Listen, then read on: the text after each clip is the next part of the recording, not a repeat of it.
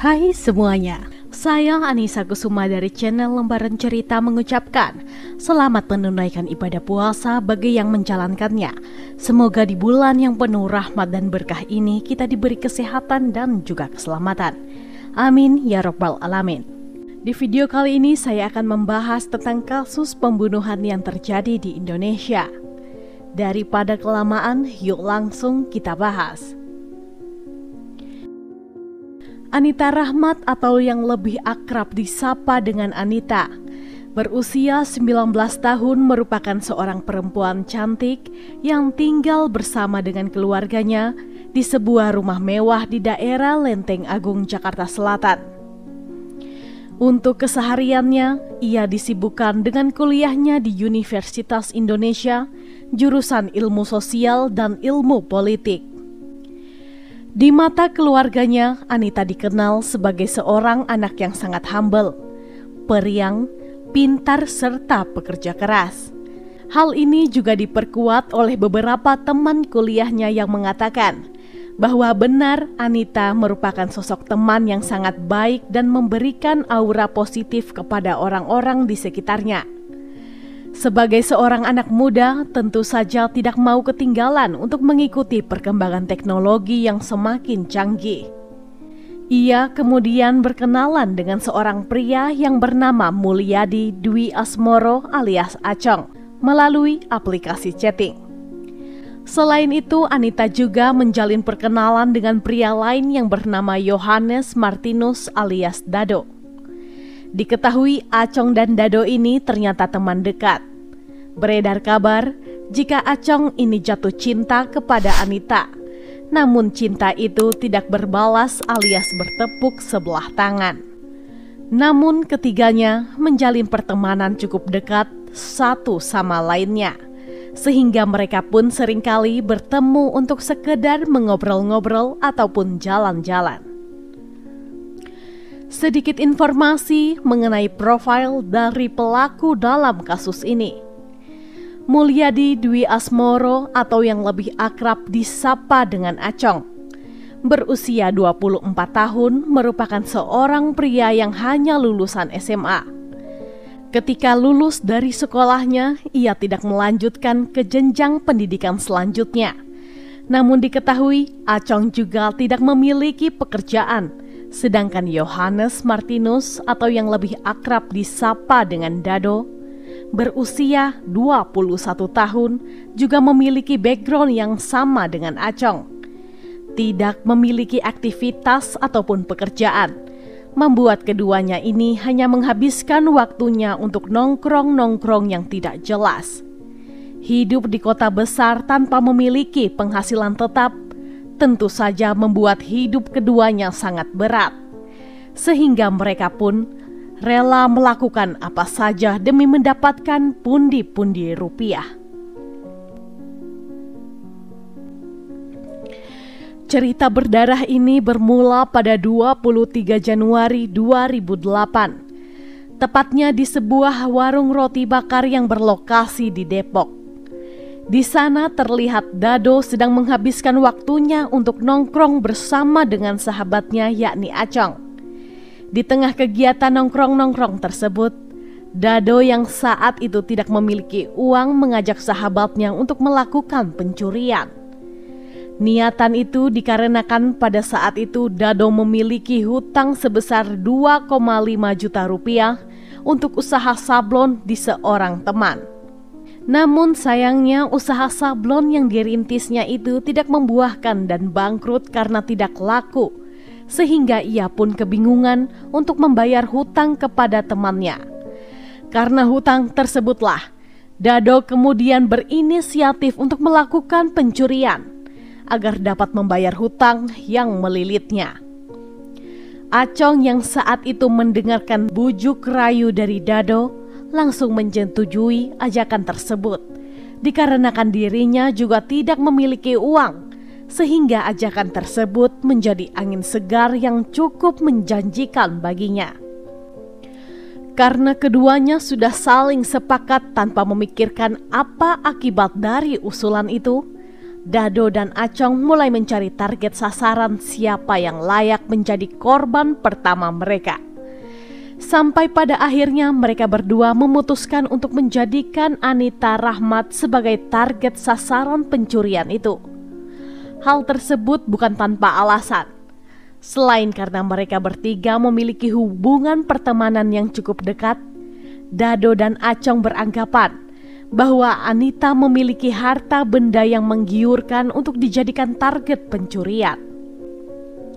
Diketahui Anita kemana-mana selalu menggunakan mobil pemberian dari keluarganya, sehingga niatan ingin menguasai harta itulah yang membuat keduanya semakin menggebu-gebu untuk menjadikan Anita target sasaran pertamanya. Kedua pemuda pengangguran ini kemudian merancang sebuah siasat jahat untuk memancing Anita masuk ke dalam perangkapnya. Saat itu, keduanya sepakat jika Dado bertugas untuk menghubungi Anita. Senin sore tepatnya pada 28 Januari 2008, Dado menghubungi Anita melalui panggilan telepon dan meminta Anita untuk menjemputnya di halte Universitas Pancasila yang kebetulan lokasinya tidak jauh dari rumah Anita, yakni di lokasi Lenteng Agung, Jakarta Selatan. Sementara itu, Acong sudah berangkat menuju ke sebuah mal yang berada di daerah Cijantung, Jakarta Timur. Nah, Dado yang saat itu sudah dijemput oleh Anita langsung mengajaknya untuk menemui Acong di sebuah mal yang ada di Cijantung, Jakarta Timur. Ajakan tersebut pun disetujui oleh Anita. Ia pun langsung meminta Dado untuk mengemudikan mobil Honda Jazz miliknya menuju mal tersebut. Sesampainya di mal, Dado dan Anita langsung menghampiri Acong yang kebetulan memang sudah menunggu kedatangan mereka. Namun rupanya saat itu Acong tidak sendirian. Acong mengajak seorang teman yang bernama Maulana alias Item, berusia 25 tahun. Setelah mereka saling bertegur sapa satu sama lain, mereka berempat langsung pergi ke sebuah tempat makan yang berada di dalam mal tersebut. Di tengah kegiatan makan-makan tersebut, Anita yang sedang asik bercengkrama tidak menaruh curiga sedikit pun kepada Dado dan Acong. Acong terus-menerus mengajak Anita untuk mengobrol sekaligus mengalihkan perhatiannya, sehingga Anita tidak menyadari jika kunci mobilnya dibawa oleh Dado. Di sela-sela keasikan tersebut, Dado berpamitan ingin ke kamar mandi sebentar. Namun itu semua hanyalah sebuah alasan agar niatan busuknya bisa terlaksanakan dengan baik. Saat itu Dado membawa kunci mobil Anita untuk dibuat duplikat, sehingga memudahkan niatan mereka untuk menguasai harta benda gadis tersebut. Sembari menunggu kedatangan Dado, Acong menawarkan sebuah pekerjaan kepada Anita untuk menjadi SPG dan tawaran itu langsung diiyakan oleh Anita. Masih di hari yang sama menjelang maghrib, mereka berempat kemudian bergegas meninggalkan mal tersebut untuk menuju Mall Arta Gading di Jakarta Utara karena Acong ingin mengenalkan Anita dengan seorang pemilik rumah produksi yang mencari SPG. Nah, di tengah perjalanan menuju ke Mall Arta Gading, Anita terlebih dahulu meminta diantarkan ke rumah tantenya yang berada di perumahan Reflesia. Permintaan itu langsung disetujui oleh Acong dan Dado karena mereka berniat menggasak mobil itu di sana, namun aksi tersebut terpaksa batal karena ternyata rumah tante Anita sedang ramai. Padahal Acong saat itu sudah siap beraksi dengan kunci duplikat yang sudah disiapkan saat mereka berada di Cijantung tadi. Setelah urusan di rumah tante Anita beres, ketiga pemuda itu dengan perasaan kesal terpaksa mengantarkan Anita ke Kelapa Gading seperti yang sudah dijanjikan kepada Anita tadi. Sesampainya di mal tersebut, mereka bertiga hanya mengajak Anita untuk berputar-putar tidak jelas dengan berbagai alasan yang tidak masuk akal. Dengan berpindahnya lokasi, Tentu saja harapan ketiga pemuda itu dapat menggasak mobil milik Anita di Mall Arta Gading tersebut. Namun aksi itu lagi-lagi harus gagal karena hari sudah semakin malam dan mereka takut apabila aksinya diketahui oleh orang lain. Merasa capek serta kesal dibohongi oleh Acong, Anita pun kemudian mengajak ketiganya untuk pulang saja. Saat mereka berada di dalam mobil, Anita yang sedang marah karena merasa dibohongi oleh Acong langsung memaki-maki Acong dengan kata-kata yang cukup kasar. Tidak hanya itu saja, ia juga sempat membuka aib Acong yang memang sudah menaruh hati kepada Anita sejak dulu. Merasa tidak terima diperlakukan seperti itu, Acong yang saat itu duduk di sebelah Anita langsung membekap mulut Anita dengan lakban. Sontak tindakan tersebut juga langsung mendapat perlawanan dari Anita. Gadis cantik itu kemudian meminta bantuan kepada Dado dan Item yang berada di bangku depan untuk menolongnya. Namun saja bukannya membantu Anita, keduanya justru ikut membantu Acong untuk menyiksa gadis cantik itu di dalam mobil.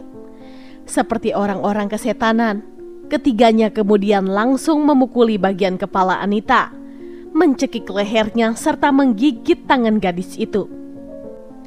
Tidak bertahan lama, Anita pun akhirnya menghembuskan nafas terakhir di dalam mobil itu. Mengetahui bahwa Anita telah tiada, seketika itu juga ketiganya pun langsung panik ketakutan. Ketiganya berencana menghilangkan jejak pembunuhan itu dengan membuang mayat Anita di kawasan Marunda, Jakarta Utara. Namun niatan itu diurungkan karena mereka takut ada razia di jalanan, sehingga akhirnya mereka memutuskan untuk membuang tubuh tidak bernyawa itu di daerah Cimangis, Depok. Mereka pun bergegas mengemudikan Honda Jazz milik Anita menuju ke sebuah parit yang berada di Jalan Sumur Bandung Harjamukti, Cimangis, Depok. Sesampainya di sana, sebelum membuang jasad Anita, Acong sempat mengambil handphone, dompet serta perhiasan yang menempel di tubuh gadis itu. Kemudian jasad Anita langsung dibuang begitu saja dan ketiganya bergegas melarikan diri. Keesokan harinya, tepatnya pada 29 Januari 2008 menjelang pagi hari, jasad Anita akhirnya ditemukan oleh seorang tukang ojek dengan kondisi yang sangat mengenaskan. Saat ditemukan, kondisi jasad tersebut masih menggunakan pakaian yang utuh dan mulut dilakban. Tukang ojek itu pun langsung melaporkan penemuan tersebut ke warga sekitar yang diteruskan ke pihak kepolisian. Aparat kepolisian yang mendapatkan laporan pun segera mendatangi lokasi untuk mengevakuasi jasad ke rumah sakit terdekat. Selain itu, pihak berwajib juga segera melakukan olah TKP. Berita penemuan jasad itu pun segera menggegerkan warga sekitar sehingga masyarakat berbondong-bondong mendatangi lokasi penemuan itu. Tidak ketinggalan, para awak media juga meliputi langsung penemuan jasad gadis cantik itu sehingga berita dengan cepat menyebar ke seluruh pelosok Indonesia. Keluarga Anita yang pada kala itu kebetulan sedang menonton berita segera menyadari bahwa ciri-ciri yang disebutkan sama persis dengan anak kandungnya. Maka dari itu pihak keluarga pun bergegas mendatangi rumah sakit untuk melihat lebih jelas terkait penemuan jasad itu. Dan benar saja sang ayah yang bernama Ahmad Rahmat langsung syok dengan jasad itu memang putri sulungnya tercinta. Pihak keluarga pun meminta aparat kepolisian untuk mengusut tuntas kasus yang menimpa anaknya. Awalnya aparat kepolisian yang menangani kasus tersebut menemui jalan buntu meskipun telah memintai keterangan dari pihak keluarga, teman dekat ataupun mantan-mantan pacar Anita. Namun kasus tersebut dapat terungkap setelah sang ayah kandung meminta printout dari provider yang digunakan anaknya. Berdasarkan hasil printout tersebutlah akhirnya pihak kepolisian berhasil melacak nomor telepon yang sempat menghubungi Anita sesaat sebelum Anita pergi meninggalkan rumah. Tidak butuh waktu yang cukup lama bagi pihak kepolisian. 10 jam dari hasil printout itu keluar atau tepatnya pada 5 Februari 2008, pihak berwajib berhasil menangkap ketiganya di tempat yang berbeda-beda. Orang yang pertama kali ditangkap adalah Dado di sebuah warnet yang berada di Kampung Sawah, Jagakarsa. Saat itu Dado tidak mengakui jika ia merupakan pembunuh dari Anita. Namun ia tidak dapat mengelak saat pihak berwajib menemukan gantungan kunci mobil milik Anita. Dengan pasrah, Dado akhirnya mengakui bahwa ia membunuh Anita bersama dengan teman-temannya, yakni Acong dan juga Item. Pihak kepolisian kemudian bergerak menangkap Acong di daerah Sunter, Jakarta Utara. Setelah itu, Maulana alias Item ditangkap di Gang Rambutan, Cipayung, Jakarta Timur. Pihak kepolisian pun langsung menggiring ketiganya ke kantor polisi untuk dimintai keterangan. Di dalam interogasinya, mereka bertiga saling tunjuk-menunjuk satu sama lain siapa yang menjadi dalang dalam kasus ini. Motifnya, Dado dan Acong mengakui bahwa mereka ingin menguasai harta benda milik korban demi membayar hutang. Aparat kepolisian pun kemudian menjerat ketiganya dengan pasal 340 KUHP tentang pembunuhan berencana, pasal 338 KUHP tentang pembunuhan dan pasal 365 KUHP tentang pencurian disertai dengan kekerasan. Pada 25 Juni 2008, sidang perdana untuk kasus ini digelar di Pengadilan Negeri Depok. Dan pada 18 September 2008, Majelis Hakim Pengadilan Negeri Depok menjatuhkan vonis hukuman mati kepada ketiga terdakwa, yakni Mulyadi Dwi Asmoro alias Acong, Yohanes Martinus alias Dado, dan Maulana alias Item, karena terbukti secara sah dan meyakinkan telah melakukan tindakan pidana pembunuhan berencana. Demikian kasus yang bisa saya ceritakan untuk hari ini. Gimana nih menurut pendapat kalian? Silahkan sampaikan pendapat teman-teman di kolom komentar. Dan semoga dengan adanya video ini kita bisa belajar untuk lebih waspada dan selalu berhati-hati dalam menjalani hidup. Saya sendiri tidak akan pernah bosan untuk mengingatkan, selalu libatkan Tuhan di setiap tindakan kita, karena kita tidak akan pernah tahu apa yang akan terjadi ke depannya. Oke, sekian dulu untuk video hari ini. Mohon maaf jika ada salah dalam tutur kata. Dan jika menurut kalian channel ini bermanfaat, mohon supportnya dengan cara mengklik subscribe, like, komen, dan jangan lupa untuk menyalakan tombol notifikasinya agar kalian